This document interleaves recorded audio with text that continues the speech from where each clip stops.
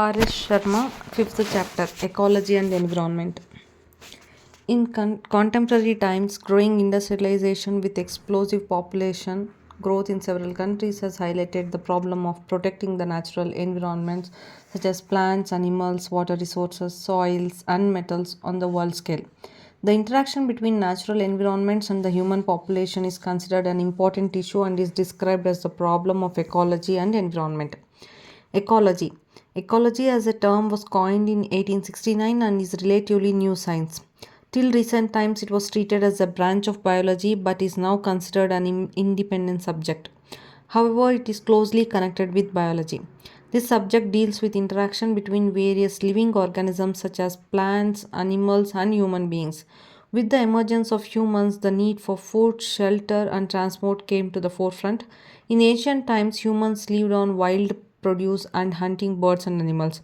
However, in the industrial age, the relation of humans with plants and animals has undergone a fundamental change, and now many living organisms are preserved through human efforts. Environment and human advance. Environment means surroundings, both natural and man made. Natural elements comprise soil, air, and water on which animals, plants, and people live. A man made environment signifies food, shelter, and transport facilities such as roads, bridges, dams, and various types of structures used as dwellings. This environment also includes rural, urban, socio-economic, cultural, and political conditions. The environment has a direct bearing on human efforts, but it would be wrong to think of environmental determinism, for human efforts substantially affect the natural surroundings. Thus, deforestation followed by the production of cereals led to large settlements.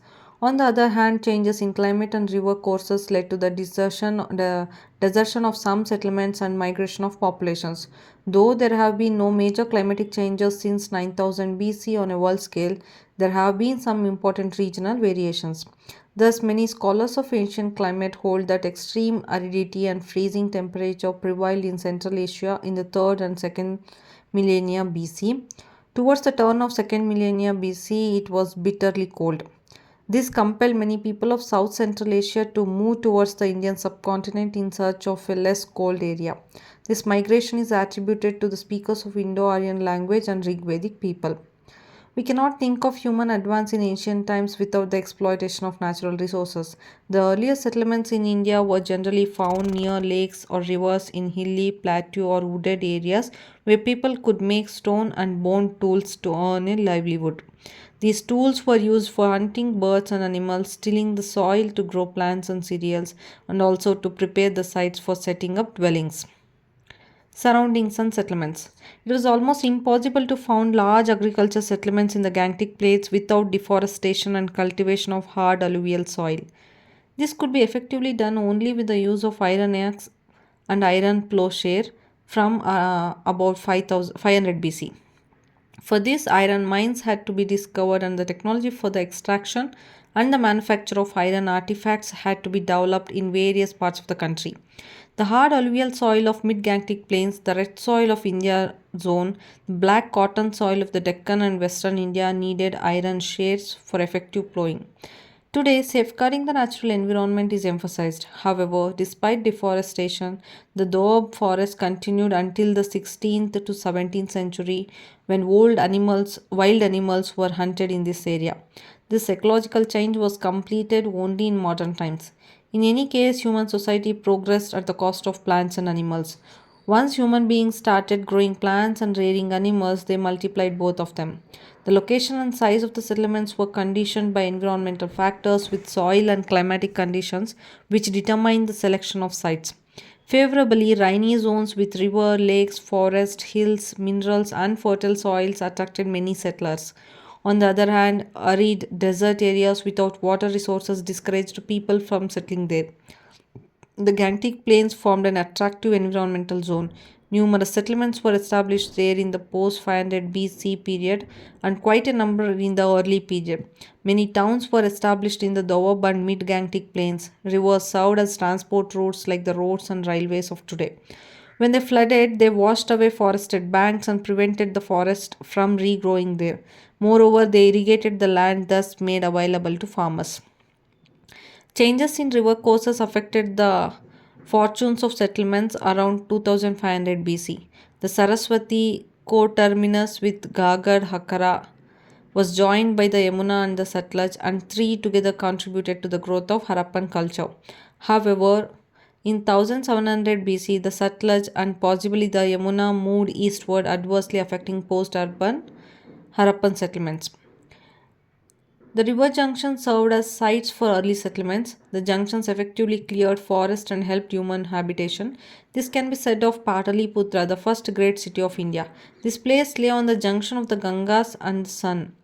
Not far from the town, Gandak and Gagra too joined the Ganges on the north and Panpan joined it on the south.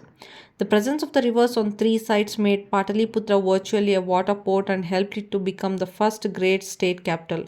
Though Pataliputra was located at the junction of Gangas and the Sun, later Sun shifted to westward. The prehistoric times, Chirand became important because it was located on the junction of Ganges and Gagra, and sites around it seem to have been forested.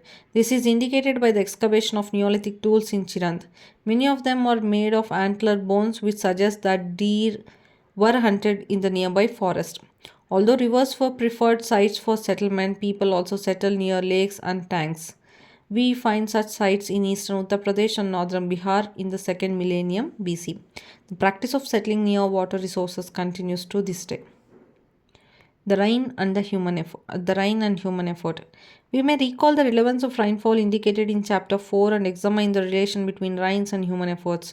Though the Harappan culture is found in an arid semi-desert zone, this is attributed to good rainfall. Scientists speak of adequate rainfall in Harappan area in the 3rd millennium BC. Once the rainfall reverted to its usual level, this adversely affected the Harappan settlements.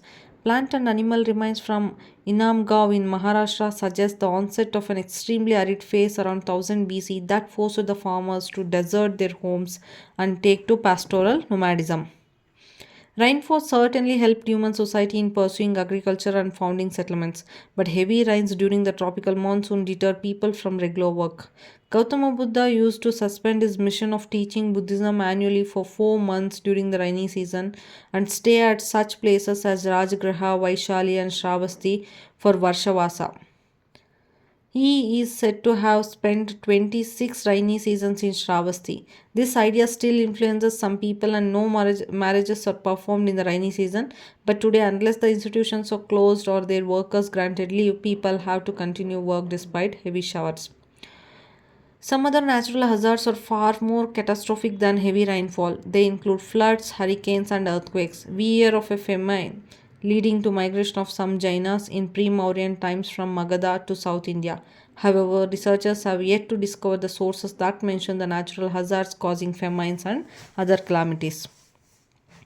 Ancient attitudes towards the environment. In ancient India, rivers came to be regarded as divine. The Rig Veda depicts the Saraswati as a goddess.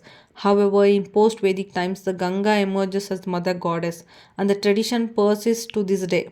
As both earth and water sustain plants and animals, they came to be considered mothers, though there is nothing to show that plants were devised to protect either of them.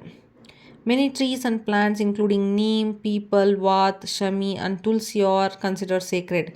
That is also the case with herbs, including grass. All these are valued because of their medicinal properties and therefore they are preserved and worshipped.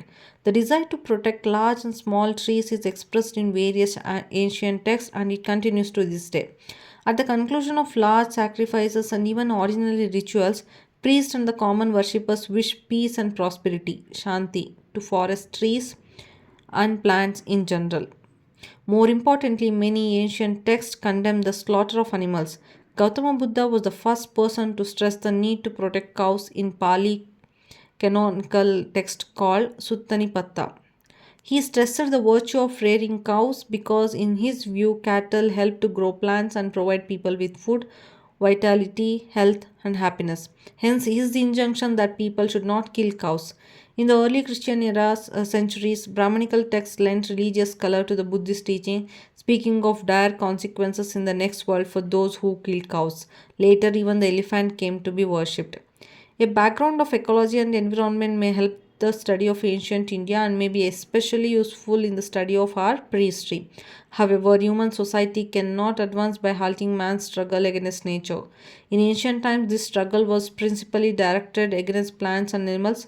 Once these were brought under control, efforts were made to multiply both of them. History deals primarily with interaction between humans in terms of time and place, but it cannot be correctly constructed unless historians bear in mind the ongoing interaction between human efforts on one hand and the functioning of natural forces on the other.